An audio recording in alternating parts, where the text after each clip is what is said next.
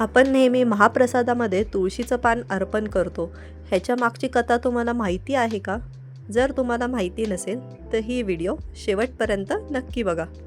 प्रभू श्रीरामजींचे राज्याभिषेक झाल्यानंतर सीतामा ह्यांनी हनुमानजींना महाभोजनसाठी आमंत्रण दिले होते. तर जेव्हा हनुमानजी जेवणासाठी आले होते, सीतामांनी त्यांना भरपूर सारे पदार्थ वाढले होते आणि हनुमानजी ते सगळे पदार्थ खात होते. तर खूप वेळ झाला एक एक पदार्थ येत होता आणि हनुमानजी ते ग्रहणच करत होते.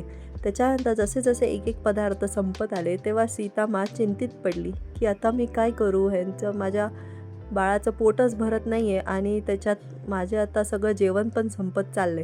त्याच्यामुळे ती प्रभू श्रीरामजींकडं गेले आणि त्यांना विचारलं की प्रभू मी आता काय करू. तर रामजींनी सांगितले की तू आता जेव्हा पण त्यांच्यापाशी खीर देशील तेव्हा तू त्याच्यामध्ये एक तुळशीचं पान ठेवून मग त्यांना दे.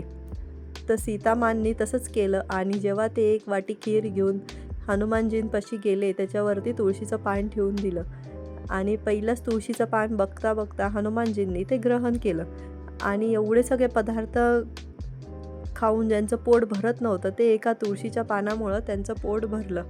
म्हणजे ह्याचा अर्थ असा असतो की आपण कोणत्याही गोष्टीमध्ये जेव्हा आपण तुळशीचं पान ॲड करतो तर ती गोष्ट महाप्रसाद म्हणून बनली जाते आणि महाप्रसाद हे नेहमी खाल्ल्यानंतर आपलं मन प्रसन्न होतं आणि आपलं पोट भरून जातं. मला ही कथा कशी वाटली हे मला कमेंट बॉक्समध्ये नक्की सांगा. थँक्यू.